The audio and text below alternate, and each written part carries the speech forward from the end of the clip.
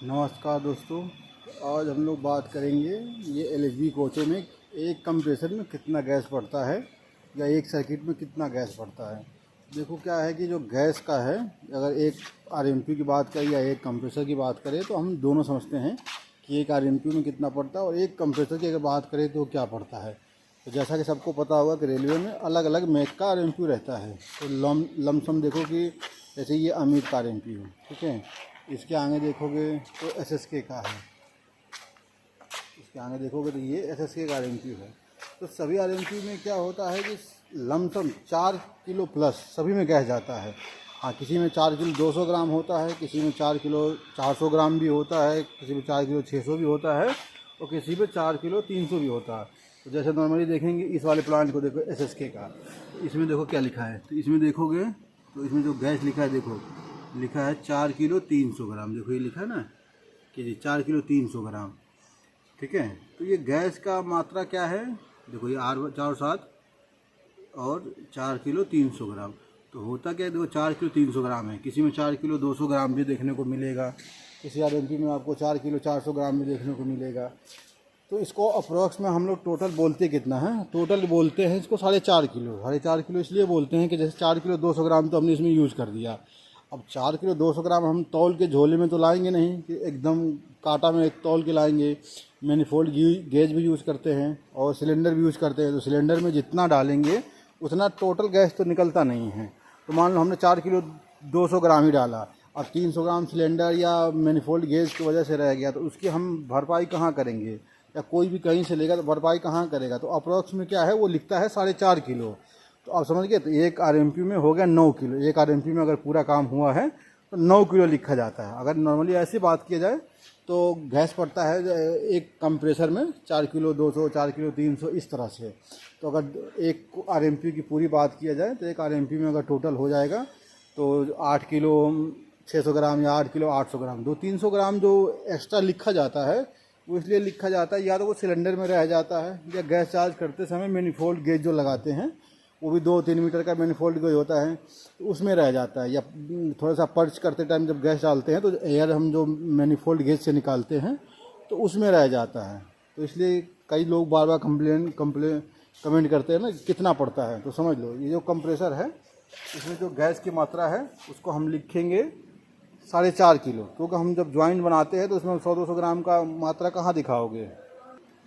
तो समझ गए। एक आरएमपी में 2 कंप्रेसर होते। अब इन दोनों की अगर बात करें तो अगर हमने दोनों में काम किया या दोनों कंप्रेसर चेंज किया या लीकेज अटेंड किया है पूरा, टॉपअप की बात अलग होती है। टॉपअप अपने डिमांड के अनुसार होता है, जितना डाला उतना ही लिखा जाता है। लेकिन अगर पूरी कंप्रेसर में गैस डालने की जब बात आती है तो 4.5 किलो एक कंप्रेसर, 4.5 किलो एक कंप्रेसर, टोटल हुआ 9 किलो। क्या 9 किलो जाता नहीं, 4 किलो मतलब 8 किलो 600 ग्राम 700 ग्राम जाता है। लेकिन जो 200-300 ग्राम जो रह जाता है वो सिलेंडर में टेयर वेट में रह जाता है। तो उसको क्या हिसाब में तो कहीं ना कहीं लिखना पड़ेगा। तो लिखने के लिए उसको टोटल 4.5 किलो बोल दिया जाता है, ठीक है।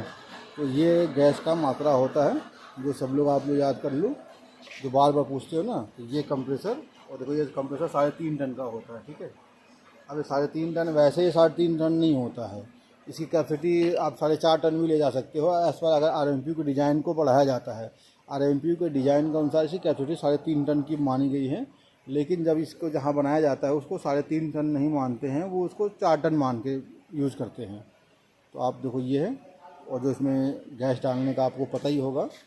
तो गैस नॉर्मली क्या है कि ये डिस्चार्ज लाइन है, जो लिक्विड लाइन के ऊपर वाल लगा रहता है, ये डिस्चार्ज लाइन।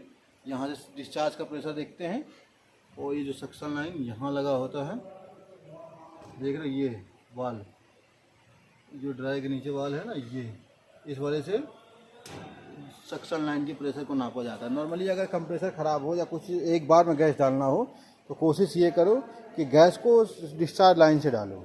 डिस्चार्ज लाइन से डालने से ये होता है कि कंप्रेसर में लिक्विड नहीं जाता है। अगर हम सक्शन से गैस डालते हैं तो लिक्विड कंप्रेसर में इन कर जाता है, और डिस्चार्ज से डालोगे तो ये पूरी सर्किट कंप्लीट होने के बाद ही कंप्रेसर में पहुँचता है, तब तक लिक्विड नहीं रहता है। तो कोशिश ये करो कि कभी भी गैस डालना हो, पूरा गैस अगर कंप्रेसर ख़राब हो गया।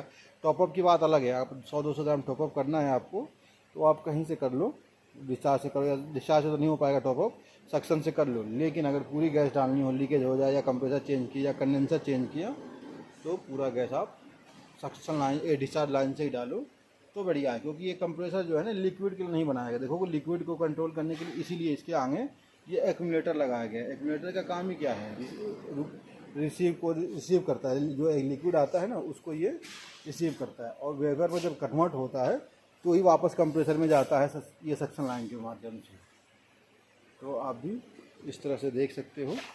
तो आपका ये कंप्लेन क्लियर हो गया होगा कि हमारा एक कंप्रेसर में कितना किलो गैस जाता है। तो एक कंप्रेसर में हम लिखते तो 4.5 किलो हो, लेकिन एज़ पर कंपनी के डिज़ाइन के अनुसार किसी कंपनी में 4 किलो 200, 4 किलो 300, 4 किलो 400 भी तक भी है और 600 तक भी है। तो नॉर्मली ये मान लो 600 के अंदर ही है, मतलब 4-4.5 किलो के अंदर ही है, 200 300 ऐसे। इस तरह से एक कंप्रेसर में गैस डालते हैं। बाकी जो 100-200 ग्राम बचता है उसको इसलिए लिखना पड़ता है तो वो मैनिफोल्ड गेज में या सिलेंडर में रह जाता है, यूज नहीं हो पाता। लेकिन क्या उसको लिखना पड़ेगा, नहीं लिखोगे फिर आप उसका लेजर नहीं मिला पाओगे या हिसाब नहीं दे पाओगे। तो इस कारण से ये देना पड़ता है। ठीक है, तो धन्यवाद, मिलते हैं फिर नेक्स्ट किसी वीडियो में। तब तक के लिए धन्यवाद।